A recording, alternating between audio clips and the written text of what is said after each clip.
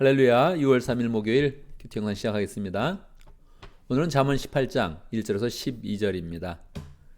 오늘도 짧은 잠언이기 때문에 여러 가지 말씀들이 다양하게 나오고 있습니다. 이 모든 그런 말씀들을 우리의 그런 삶의 모든 부분에서 다 적용하겠다, 이런 마음을 가지고 잠언을 읽으면 좋겠습니다. 오늘 말씀은 잠언 18장 10절에서 12절까지만 함께 살펴보도록 하겠습니다. 18장 10절. 주님의 이름은 견고한 성로이므로 의인이 그곳으로 달려가면 아무도 뒤쫓지 못한다, 그렇게 이야기하고 있습니다. 우리는 견고한 성루, strong fortress 이렇게 되는 건데, 요새죠, 요새. 요새에 대한 그런 감이 별로 없죠. 이스라엘 지방은 굉장히 낮은 지역입니다. 사해바다는 해발보다 훨씬 밑에 있고, 요단강 거의 전부가 해발보다 다 아래에 있습니다. 굉장히 지대가 낮죠. 사해바다 쪽으로 가면 여리고 그런 쪽에 가면 성이 하나도 없습니다. 그래서 이 성에 딱 올라가 있으면 굉장히 안정적이죠. 굉장히 낮은 지대에서 성 하나가 딱 있으면 그거를 정복할 수가 없습니다. 그래서 보통 아수리아가 쳐들어왔을 때, 바벨론이 쳐들어왔을 때, 로마가 쳐들어왔을 때 이스라엘의 군사력이 굉장히 약했음에도 불구하고 대부분 몇 년 동안 걸렸습니다.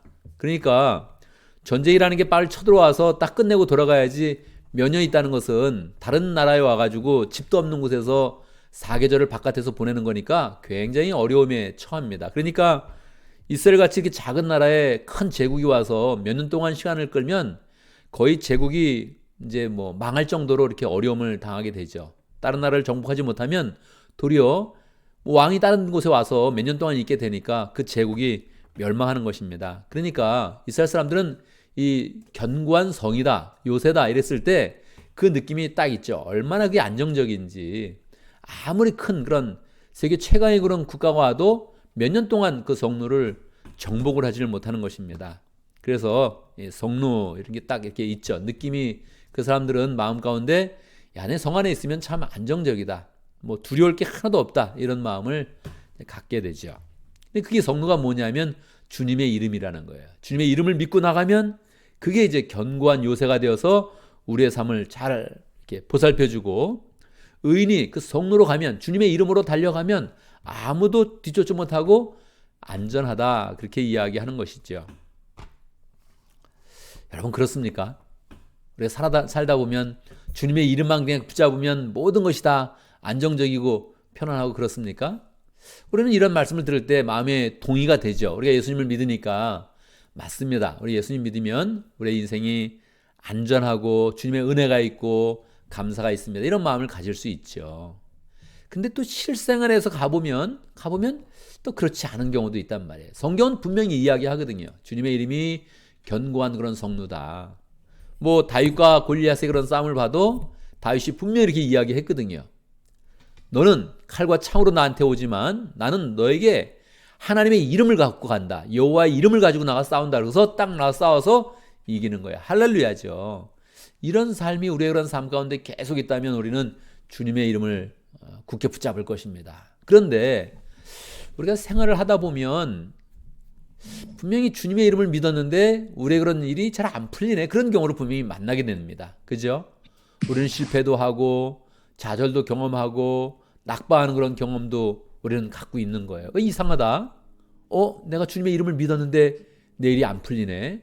안 풀리는 정도가 아니고 어떨 때는 그냥 큰 그런 좌절이 올 수도 있죠. 큰 병에 걸릴 수도 있고, 또 우리의 그런 삶 가운데 그냥 너무 괴로워서 견딜 수 없는 정도의 그런 어려움을 겪을 때가 있죠. 왜 그럴까요? 주님의 이름을 믿기만 하면 견고한 성루가 돼서 항상 안전해야 되는데 왜 우리가 가끔 병도 얻게 되고 좌절도 하고 시험도 당하게 되고 왜 이렇게 어려움을 겪게 되는 것일까요? 여러분, 우리는 항상 눈이 이 세상적이에요. 우리는 항상 눈이 개인적으로만 생각하는 거예요. 개인적으로. 특히 이 땅에서의 그런 그 모든 삶 가운데 있는 그 눈을 벗어나지를 못하는 것입니다. 우리는 계속 눈이 이 세상에서 잘 되는 것을 많이 생각하는 거예요. 그래서 이 세상에 안 풀리면 내가 왜 이러지? 내가 하나님을 굳게 믿었는데 왜 이러지? 이런 마음을 갖게 되는 거죠. 우리는 하나님 중심으로 생각을 해야 되죠. 우리는 죽어도 사는 겁니다. 할렐루야. 우리는 죽어도 하나님 입장에서 보면 그게 뭐 죽는 게 아니고 하나님 품으로 그렇게 가는 거란 말이에요. 그러니까 죽는다는 것은 하나님이 부르시는 거란 말이에요. 그러니까 죽어도 사는 것이고 죽으면 영생으로 가는 것인데 그거를 우리의 삶 속에서 받아들이기가 정말 쉽지 않은 거죠. 뭐 이렇게 믿어도 막상 몸이 아파버리면 깜짝 놀라는 거예요. 막상 실패하면 깜짝 놀라는 거죠. 그래서 우리가 그런 삶 가운데 정말 죽는 것도 유익하다. 죽는 것이 더 좋은 것이다. 이거를 계속 마음속에 믿음으로 자꾸 생각을 하고 삶 가운데 실천을 해야 되죠.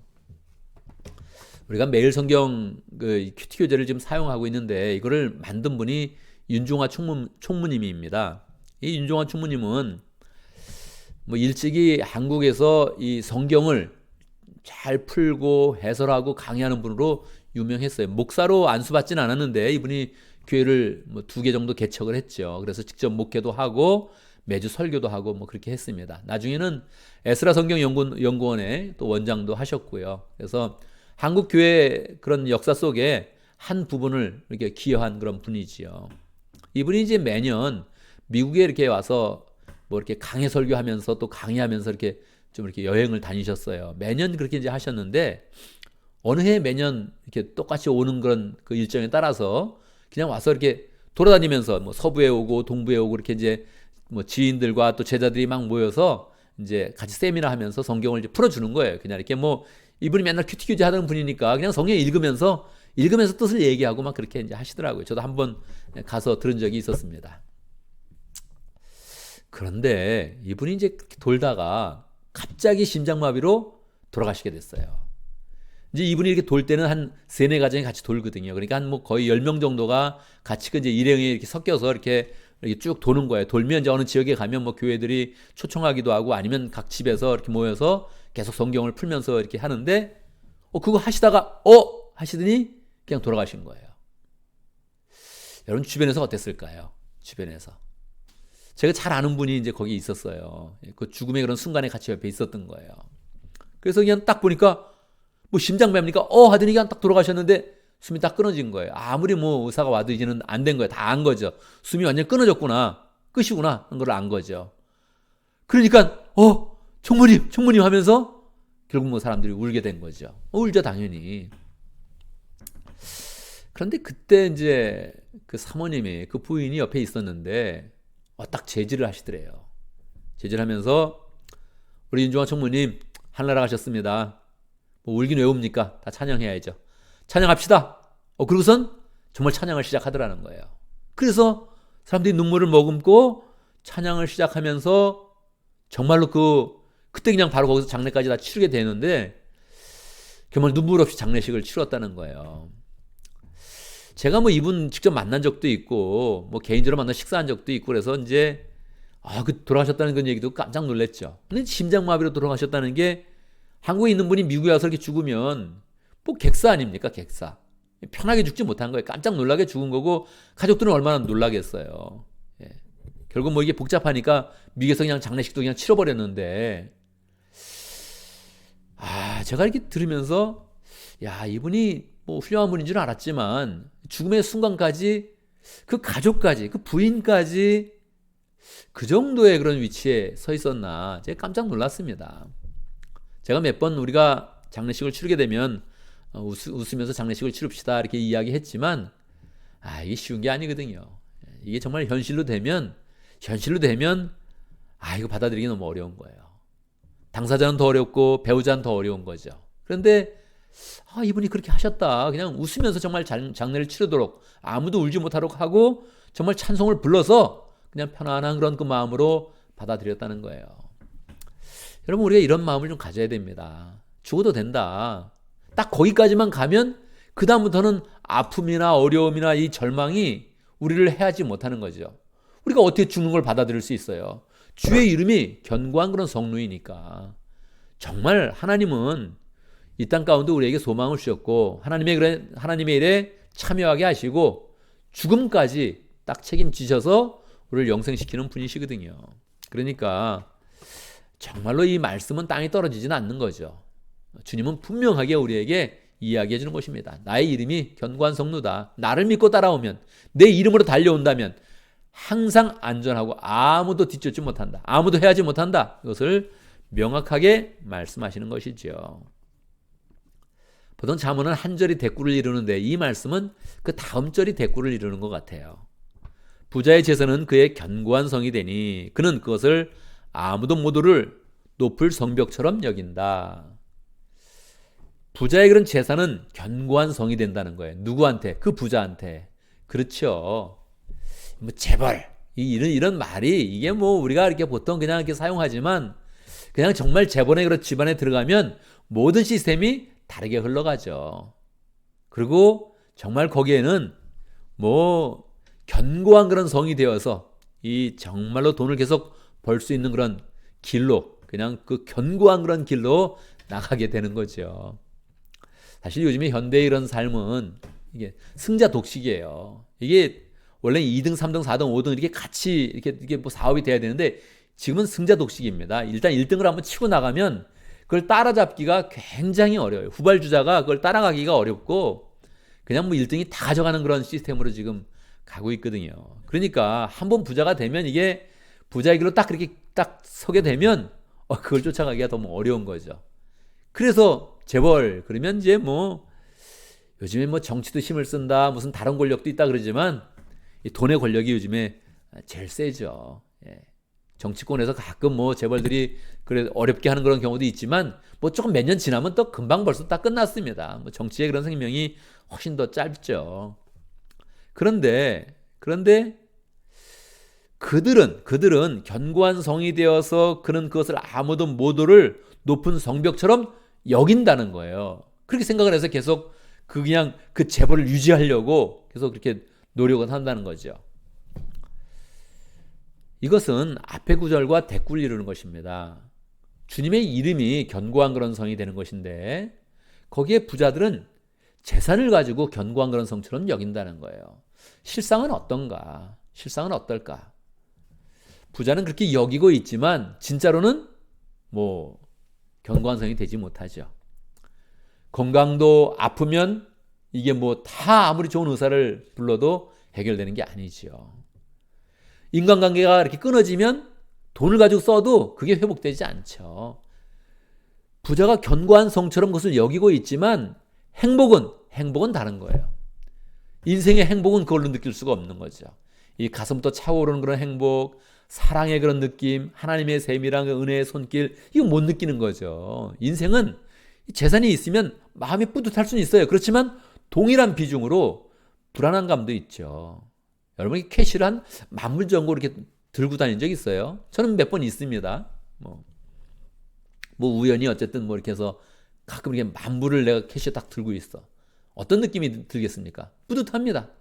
야, 이건 내 마음대로 쓸 수 있어? 뿌듯하죠. 그렇지만 불안한 그런 그 마음이 동일하게 들죠. 캐시를 너무 많이 갖고 다니면 평소엔 편하게 걸어 다니다가 누가 이렇게 정말 강도를 만나면 내가 캐시를 다 뺏기겠네 이런 마음 들면 편안하지가 않죠. 견고한 성루도 되지만 가장 취약적인 그런 약점도 또한 되는 것입니다. 그래서 실제로 많은 그런 사람들이 이렇게 부자가 돼서 참 견고한 성처럼 뭐가 이렇게 자기 안전하게 만들고 싶어 하지만 우리의 인생을 안정시킬 수가 없는 것입니다. 그냥 사랑을 주지 못하는 거예요. 가족의 그런 사랑도 주지 못하는 거예요. 그래서 이것은 앞의 구절과 대꾸를 이루는 것이죠. 주의 이름을 믿고 주님을 믿는 그런 사람이 견고한 그런 성을 갖고 항상 안정적으로 사는 것이지 재물이 많다고 안정적이지 못합니다. 그래서 우리의 마음 가운데 내가 이게 세상 것으로서 더 굳건하게 세워서 나를 안정시키는 것이 아니라 주님을 더 잘 믿겠습니다. 결단하는 그런 삶이 돼야 되죠. 12절입니다. 사람의 마음이 오만하면 멸망이 뒤따르지만 겸손하면 영광이 뒤따른다. 여러분 마음속에 한번 생각해 보세요. 오만한 사람 한번 생각해 보세요. 누가 오만한 그런 사람입니까? 뭐 뻐기는 사람도 있죠. 자신감 있는 사람도 있고 뭐 어떨 땐 권력을 갖든 돈을 갖든 뭐 이렇게 말하는 태도나 그런 게 와, 저 사람 오만하네 그런 사람이 있죠. 근데 그럴 때 내 느낌은 어떻습니까? 느낌. 뭐 싫다 이건 가질 수 있지만 글쎄요. 이게 우월하다 이렇게 따졌을 때 내가 우월한 느낌이 듭니까? 열등한 느낌이 듭니까? 어떤 느낌이 듭니까? 이 오만한 사람, 와, 저 사람 세네. 그랬을 때 느낌이 어떤 느낌이 듭니까? 우리는 보통 뭐 내가 싫다 이 말을 할 수 있지만 이게 뭐 우월을 따진다면 야, 저 사람이 우월하네? 그런 거 뭐 인정할 수 있죠. 근데 성경은 뭐라 그래요? 멸망이 뒤따른다는 거예요. 멸망이. 겸손한 사람도 한번 생각해 보세요. 어떤 사람이 겸손한가? 겸손한 그런 이미지를 한번 떠올려 보세요. 겸손하면 아무래도 뭐 조금 더 부드럽고 좀 낮은 자세고 뭐 그런 거 아닙니까? 근데 겸손함은 영광이 뒤따른다는 거예요. 어떻습니까? 사실입니까, 여러분? 오만한 사람은 와, 저 사람 힘 있네, 세네 그러는데 확 멸망으로 가고 그러다가 겸손했는데 그 사람이 갑자기 영광을 얻고 그렇습니까? 세상에서? 세상에서는 아마 그러지는 않을 겁니다. 어떨 때는 오만한 사람이 계속 오만한 그런 모습을 보일 수 있어요.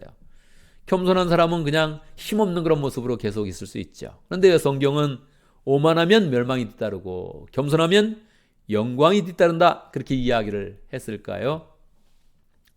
기본적으로 항상 우리는 주님과의 관계 속에서 말씀을 풀어야죠. 주님과의 관계 속에서 모든 것을 새롭게 정의를 해야 되죠.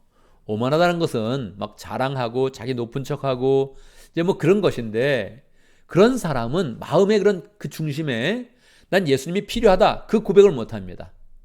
나는 예수님이 필요합니다. 그 말을 못 하는 거예요. 왜? 내가 잘나는데 뭐 내가 힘이 있는데 왜 주님이 필요하겠어요? 주님이 필요하지 않죠. 그러니까 계속 오만한 태도를 가는 거예요. 그러면 어떻게 된다고요? 당연히 주님이 필요하지 않으면 그 사람은 멸망의 길로 갑니다. 모든 인류는 다 멸망의 길로 가는 겁니다. 거기에서 우리가 구원을 받는 거예요. 거기서 구원을. 겸손하다는 것은 말만 부드럽게 한다고 겸손한 게 아니라 할렐루야, 예수님을 믿는 사람이 겸손한 겁니다. 할렐루야. 겸손한 사람이라는 것은 예수님이 필요하다고 고백하는 거예요. 주님, 내 힘으로는 안 됩니다. 내 인생, 내 혼자서는 이거 뭐 헤쳐나갈 수 없습니다. 그렇죠, 우리는. 그것을 고백하는 거예요. 그것을 고백하고 주님의 도우심을 받는 거예요. 그럼 어떻게 됩니까? 나의 영광이 아니라 누구의 영광이요? 예수님의 영광이요. 하나님의 영광이 뒤따르는 거예요. 우리가 예수님 필요합니다. 주님 필요합니다. 주님 살려주십시오. 주님 도와주십시오. 이렇게 하면 주님의 그런 손길이 와서 결국에는 주님의 영광이 우리의 인생 가운데 있게 되는 것입니다. 그러니까 반드시 영광이 뒤따르게 되죠. 그래서 세상에서는 뭐 자부심을 가져라, 뭐 떳떳해라, 뭐 자신감 있게 행동하라 그러는데 그러는 게 아니에요. 인생은 살아보면 살아볼수록 내가 자신감 갖는다고 일이 잘 풀리는 건 아닙니다. 주님의 손길이 뒤에서 쫙 이렇게 밀어주고 앞에서 주님의 그런 손이 끌어주시면 우리 인생 잘 되는 거죠. 항상 영광이 있는 것입니다. 우리는 세상의 영광으로 우리는 척도를 재는 것이 아니라 주님의 은혜의 손길이 얼마나 강하게 있는가, 주님이 얼마나 나를 붙들고 있는가, 주님이 얼마나 신실하게 나의 인생을 인도하시고 있는가, 이것으로 따져서 우리는 영광을 느끼게 되는 것이죠. 그래서 정말로 오만한 그런 사람의 특징은 주님이 필요 없다고 생각을 하니까 정말로 멸망의 길로 갈 수밖에 없고, 겸손한 사람의 특징은 항상 주님의 도우심을 구하니까 주님의 그런 영광을 구체적으로 얻게 되는 것입니다. 우리의 마음 가운데 항상 어떤 일을 하든지 주님이 필요합니다. 이렇게 고백하면서 우리의 삶 가운데 주의 은혜와 영광이 풍성한 복된 삶이 되기를 간절히 바랍니다. 오늘도 말씀 가운데 기도 제목을 붙잡습니다. 우리가 주님을 견고한 그런 성루로 삼아서, 견고한 요새로 삼아서 항상 주님의 보호하심을 받고 우리 주님이 필요함을 고백하면서 주님의 은혜 속에서 영광스러운 복된 인생이 될 수 있도록 기도하겠습니다. 오늘 동아시아 목장을 위해서 기도합니다. 홍성준 목자님, 김수진 목녀님, 복원들과 신웅섭 선교사님 위해서 함께 기도하겠습니다. 오늘 교회에서 기도하는데 주일 예배와 설교를 위해서 기도해 주시기 바랍니다. 우리가 이제 또 예배당에서 모이는 현장 예배를 모이게 됩니다. 함께 모일 때 더 은혜가 있고 또 열정이 모아지고 더 풍성하게 하나님께 영광 돌리면서 우리 교회 전체에 하나님의 은혜가 가득하도록 함께 기도하겠습니다. 제가 먼저 기도하고 함께 기도하는 시간 갖도록 하겠습니다. 기도합니다. 우리의 요새가 되어주시고 성루가 되어주시는 하나님을 찬양합니다. 우리가 주의 이름을 믿으며 주님께로 나아가면 주님께서 항상 우리를 안전하게 지켜주시고 영생으로 인도하시고 구원으로 인도하시니 감사합니다. 우리의 눈을 활짝 열어서 하나님, 이 세상에서 조금 편해지는 것이 아니라, 이 세상에서 조금 풀리는 인생이 아니라 우리의 인생 전체가 영원토록 하나님의 은혜 가운데서 풀리며 높아지며 영광스럽게 되는 복된 인생 될 수 있도록 인도하여 주시옵소서. 항상 겸손한 마음을 가지고 주님께 은혜를 요청하면 주님은 항상 주의 은혜와 사랑을 부어 주십니다. 그 사실을 우리의 그런 삶 가운데 매일매일 체험하면서 하나님의 영광이 우리의 인생 가운데 풍성하게 있는 것을 경험할 수 있도록 축복하여 주옵소서. 우리 가운데 목장을 허락하신 것 감사합니다. 목장에서 구체적으로 하나님의 능력을 경험하게 하시고 구체적으로 하나님의 사랑을 체험할 수 있도록 인도하시고 서로서로 세워주면서 서로서로 예수님의 모습이 되어서 예수님의 그런 사랑과 은혜를 풍성히 느낄 수 있도록 인도하여 주시옵소서. 하나님 아버지, 교회를 위해서 기도합니다. 이제 이번 주 토요일부터 교회당에서 모여서 예배를 드립니다. 우리가 교회당을 이사해서 이제 처음으로 예배를 드리게 되는데 하나님 은혜가 풍성한 시간 되게 하시고 또 우리의 그런 그 만남 가운데 하나님께서 임재하여 주셔서 서로의 모습을 보면서 하나님의 형상을 발견하게 하시고 서로의 마음이 모아지면서 그 모든 마음들을 하나님께 영광 돌리며 하나님이 흠양하시고 예배를 받아주시며 우리 가운데 하나님의 영광을 부어주시는 것을 풍성히 체험할 수 있도록 인도하여 주시옵소서. 주의 은혜 가운데 오늘 또 목요일 맞이했습니다. 하나님 아버지, 오늘 하루도 주와 동행하는 하루 될 수 있도록 인도하시고 모든 일을 할 때마다 주님을 의지하며 주님께 달려가는 복된 그런 삶이 되어서 하나님의 영광이 있으며 은혜가 있으며 지혜가 있는 복된 인생 될 수 있도록 축복하여 주옵소서. 예수님의 이름으로 기도드리옵나이다. 아멘.